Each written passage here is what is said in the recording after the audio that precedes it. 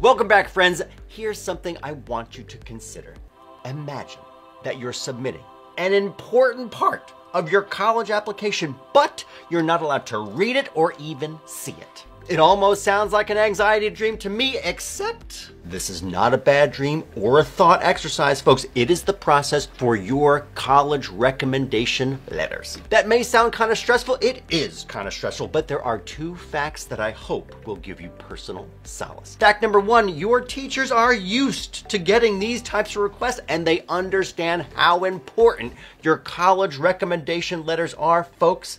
They know the drill. Fact two, you're not powerless here. There are concrete things that you can do to ensure that you get the best possible letters of recommendation, and that's what we're going to cover together today. One of the most important things that you can do to secure solid letters of recommendation is to plan ahead. Now, I just don't mean plan ahead on being a good student or a good person. By all means, you should do that. These are extremely important. But in this context, I mean plan ahead for your recommendation letters specifically. As soon as you winnow down your list of best fit schools, look up their requirements for letters of recommendation and then create a spreadsheet and fill in the information that's important, like the following.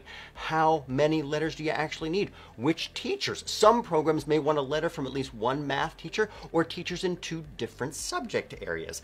When are they due? How should the letters be submitted? Should you submit them online or need they be mailed into the school? Is there anything else that you need to note particular to that school?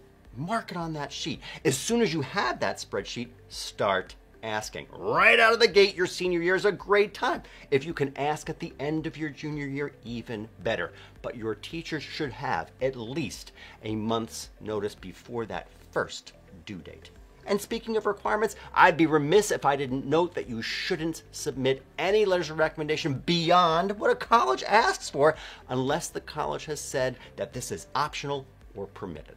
Now, that leads me to my next tip about whom to ask. In a nutshell, folks, you want to ask wisely. Part of planning ahead entails building relationships with teachers as early as your first year in high school and then staying in touch with those that you like most. So here are things to consider when you're asking. How recently did you study with that teacher? If the answer is freshman year, you're probably going to want to find a teacher who's had you in class more recently. Ideally during your junior year, and even better during high school in one or more classes in one or more years. What subject does that teacher teach?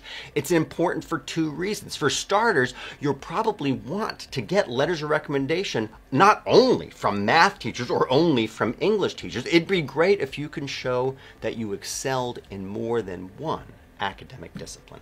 Another reason, and this is on the other side of the same coin, is that if you're applying to a school or a program with a particular focus or declaring a possible future major on your college admission application, you'll want to show that you are aces in that field specifically. So if you're applying to MIT, it'd be curious if you didn't have a recommendation letter from a math or science teacher. Now, in fact, MIT requires one from a math or science teacher and another from a humanities, social sciences, or a language teacher. But even if that weren't a requirement, you'd be well served to nab a letter of recommendation from someone who's an expert in the field that you hope to study. Now, if you're not sure whom to ask, feel free to discuss your options with your college counselor. You can also schedule a free college consultation with us at the Princeton Review. Finally, if you're not sure, you can ask directly to that prospective recommender about whether they feel comfortable writing a letter on your behalf. If they say no, well, that's helpful information for you to have. You can't know exactly what your recommenders are going to say in so many words, but you should feel comfortable and confident that they're going to say something awesome. And this leads me to my third essential tip for getting a great letter of recommendation.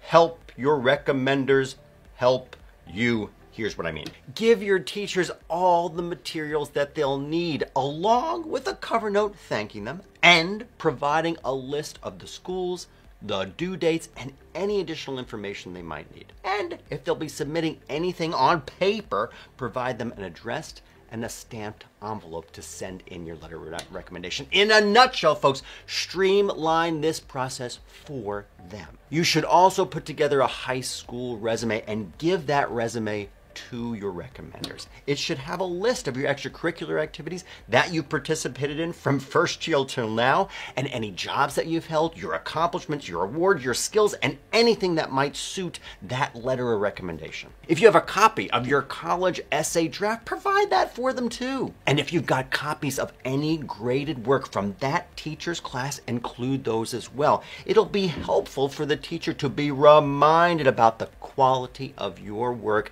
and about the praise that your work earned for you from them at that time.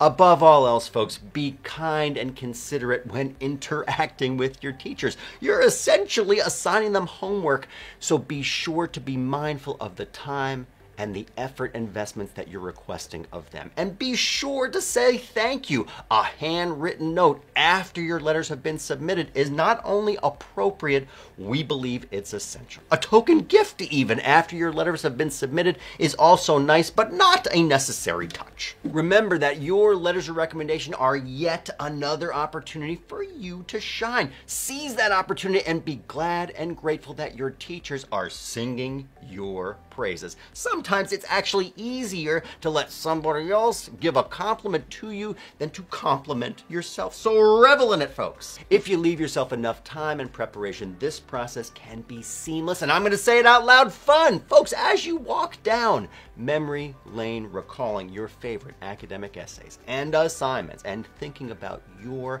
accomplishments and preparing the materials for your recommenders, I hope that you'll take a moment to feel proud about all that you've done so far and all that you're going to do next. As always, folks, thanks so much for watching. Subscribe to our channel for more tips on getting into your dream college. See you here the next time.